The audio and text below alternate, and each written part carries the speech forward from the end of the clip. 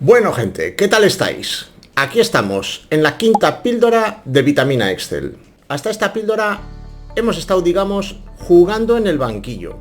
Lo primero que hemos hecho es conocer un poco las reglas de juego. Hemos visto luego la interfaz, es decir, el terreno de juego, y luego hemos empezado a calentar en la banda. Hemos hecho nuestras primeras jugadas. Hemos visto cómo se hace copiar, pegar, eliminar, insertar. Vale, yo creo que ahora ya tenemos el músculo caliente y ahora ya sí que es el momento de saltar al terreno de juego. Empezar a llenar esa parte grande, blanca y cuadriculada con contenido. El contenido que te puedes meter en una hoja de cálculo es muy variado. Lo normal es que los tipos de contenido que vayamos a meter sean tres fundamentalmente, y en este vídeo vamos a hablar justamente de qué tipo de datos puedes insertar, cómo hacerlo y qué repercusiones tiene. Así que venga, vamos a por ello. Lo mejor es hacerlo con un caso práctico.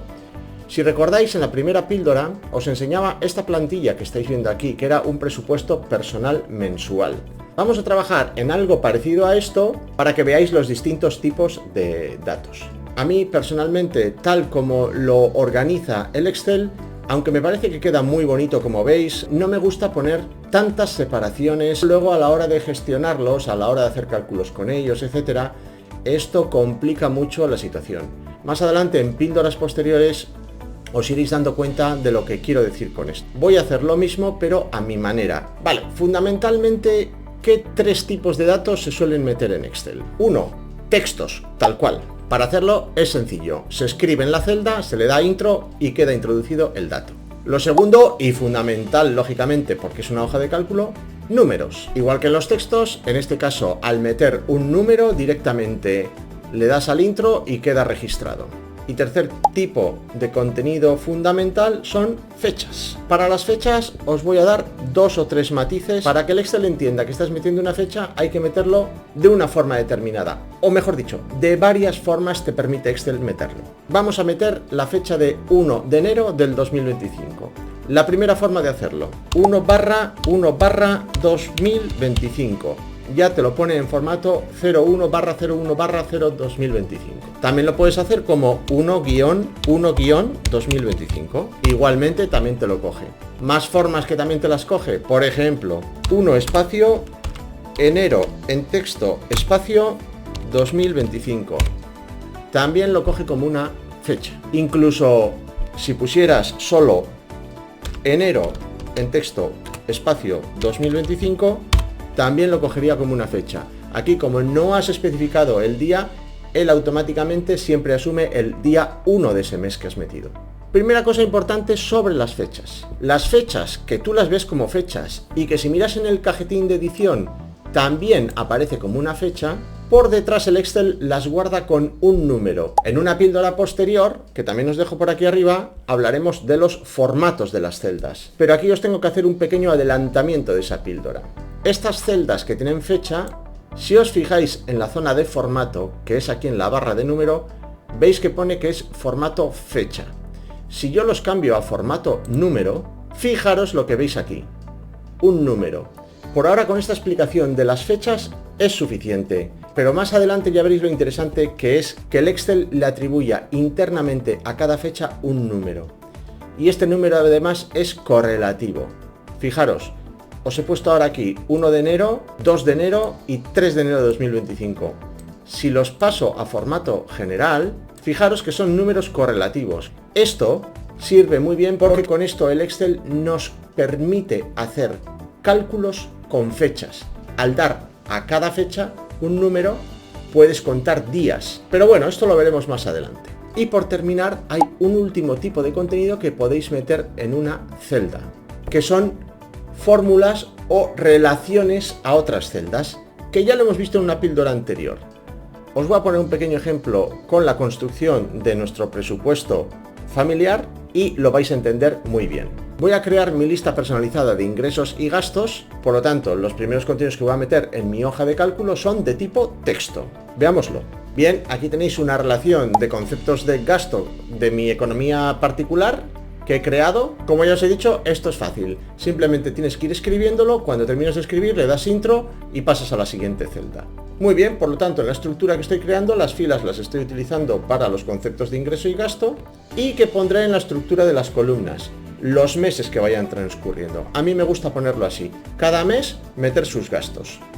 Y aquí pasamos a introducir entonces otro tipo de contenido que son fechas. En este caso cada columna es un mes completo, así que no hace falta que meta el día. Me vale con poner febrero 2025 y así hasta un año, diciembre 2025. Sería bueno que insertáramos una fila porque si no se nos solapa el dato de nómina con el de las fechas. Así que como ya os enseñé, me sitúo en la fila, le doy botón derecho y le digo insertar.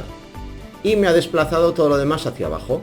Vale, los títulos que son las fechas los movemos a la fila de arriba. Como ya os enseñé, en este caso me sitúo en el cuadrante y cuando me sale el aspa con las flechitas, clic y arrastro hacia arriba. Y ya las tengo movidas. Perfecto. Y a partir de aquí, ¿de qué se trata? De ir rellenando los campos de ingresos y gastos respecto a la realidad de vuestra economía familiar. Y estaríamos en el tercer tipo de dato que se puede meter, que es número. Nóminas de 2.000 euros, en este caso todos los meses, por lo tanto lo hacemos con copiar en la modalidad arrastrando. Algunos dineritos que nos dan las inversiones de 100 euros al mes y algunos otros ingresos que nos entran.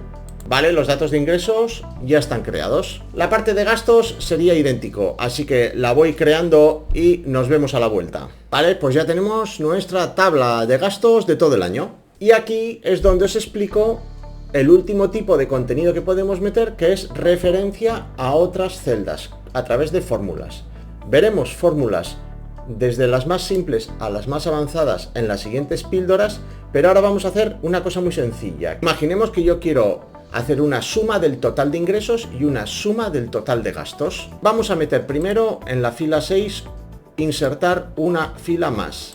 Y metemos un texto que diga total de ingresos. Y abajo meteremos uno que ponga total de gastos. Vale, para hacer el total de ingresos, ¿qué necesitaremos? Sumar todas estas casillas. Lo podríamos hacer a mano con una calculadora, 2000 más 100, 2100 y poner a mano 2100. Pero esto sería una aberración utilizando el Excel. El Excel justamente lo que te hace es este tipo de operaciones y te hacen la vida más fácil. Y entonces lo que podemos hacer es hacer referencia a las celdas anteriores para que las sume. En este caso lo primero meteríamos un igual y diríamos que nos sume esta, fijaros, B2 más esta B3 más esta B4 más esta B5. Le das intro y te ha sumado 2100. El contenido de la celda, si os fijáis, no es ni un texto ni un número, aunque el resultado final es un número, sino una fórmula, una referencia a otras celdas, ¿vale?